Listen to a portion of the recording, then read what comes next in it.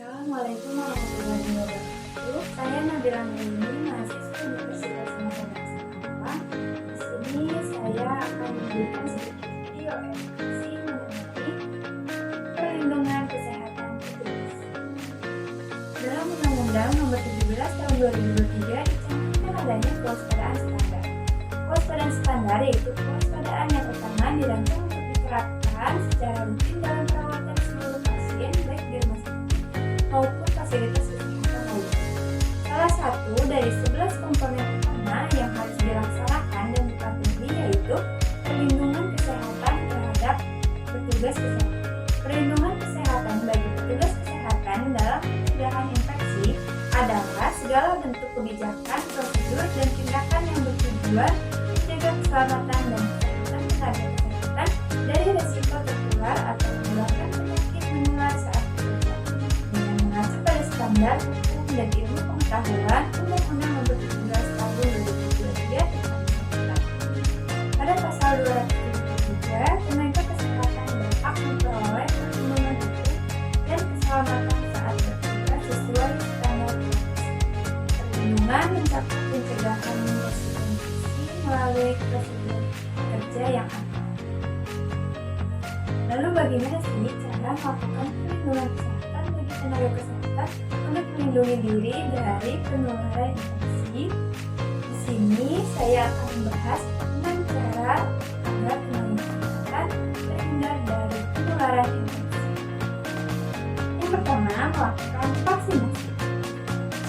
Menurut teori imunologi, vaksin memberikan simulasi infeksi, membangkitkan respon imun, dan membentuk memori imun. Bila kemudian terpapar penyakit menetap, tubuh sudah siap melawan. Vaksin juga memberikan perlindungan jangka panjang atau seumur hidup tergantung jenis vaksin. Tenaga kesehatan memiliki risiko tinggi terpapar penyakit menular karena kontak langsung dengan pasien. Dengan divaksin, mereka akan mendapatkan perlindungan dari infeksi serius seperti flu, hepatitis B, COVID-19 yang bisa berdampak fatal atau mengganggu efektivitas kerja. Sehingga dengan melakukan vaksinasi, tenaga kesehatan mempunyai perlindungan terhadap dirinya sendiri.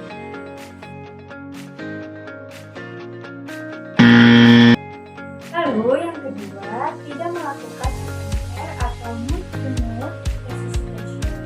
MMR atau mouth-to-mouth resuscitation adalah tindakan memberi napas buatan kepada pasien secara langsung dari mulut ke mulut. Meskipun secara nyata transmisi penyakit mematikan seperti HIV melalui MMR sangat rendah, namun ada resiko potensial infeksi karena kontak langsung dengan cairan tubuh pasien seperti muntahan atau darah.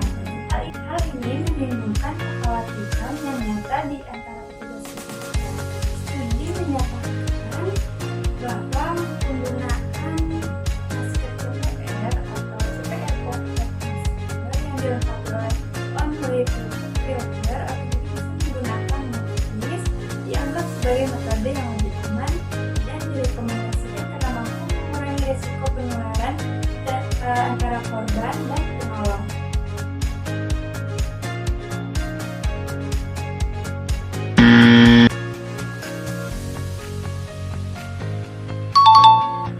Yang ketiga, tidak melakukan recapping atau menutup kembali jarum suntik setelah digunakan. Hal ini bertujuan pertama, mengurangi risiko cedera tertusuk jarum atau needle sick injury. Praktik recapping atau menutup kembali jarum sering menjadi penyebab cedera tertusuk. Yang kedua, mencegah penularan penyakit menular dari darah. Cedera akibat jarum kontaminasi darah bisa mengakibatkan tertular patogen seperti HIV, hepatitis B, atau hepatitis C. Yang ketiga, praktik keamanan standar atau standar precision. Pedoman precision universal secara tegas menyatakan bahwa jarum yang sudah digunakan tidak boleh ditutup kembali, melainkan harus langsung dibuang ke wadah khusus atau seperti septic box. Yang keempat, melakukan medical check-up atau interview secara rutin. Yang pertama itu tujuannya untuk mendeteksi dini penyakit akibat kerja. Seperti yang dijelaskan sebelumnya, tenaga kesehatan rentan memiliki risiko tinggi terpapar penyakit menular seperti HIV dan lain-lain, dan penyakit akibat paparan bahan kimia atau radiasi. Pemeriksaan kesehatan berkala memungkinkan deteksi dini sehingga penanganan bisa dilakukan sebelum penyakit berkembang. Yang kedua, memantau kesehatan dan kebugaran kerja.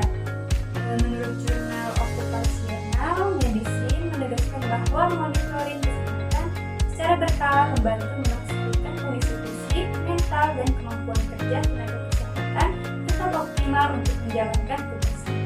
Yang ketiga, mencegah penyebaran penyakit ke pasien dan rekan kerja.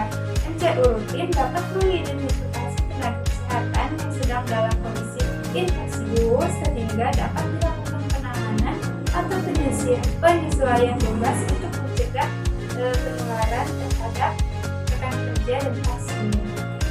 Yang kelima, melakukan cuci tangan setelah kontak dengan pasien.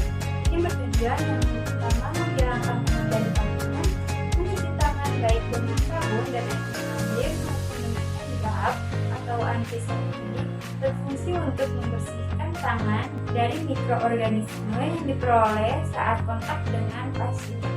Ini melindungi tenaga kesehatan dari potensi infeksi. Yang kedua, mencegah penularan infeksi silang. Tangan yang terkontaminasi bisa menjadi media perpindahan kuman dari pasien ke tenaga kesehatan maupun ke pasien yang lain. Praktik cuci tangan setelah kontak penting untuk memutuskan rantai penularan ini. Menurut WHO menyatakan bahwa tepat waktu bisa mencegah hingga 50% seharusnya bisa dihindari. Yang keenam, memakai APD atau alat pelindung diri ketika melakukan tindakan.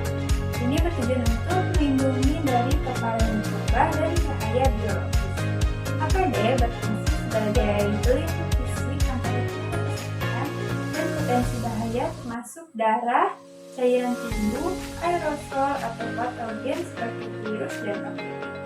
Tujuan utamanya adalah mencegah kontak langsung dengan sekresi pasien sehingga mengurangi risiko infeksi untuk tenaga kesehatan maupun pasien. Yang kedua, mencegah penularan simbang dan infeksi nosokomial. Penggunaan APD seperti sarung tangan, masker, gaun, pelindung wajah, terutama saat kontak dengan cairan tubuh atau aerosol,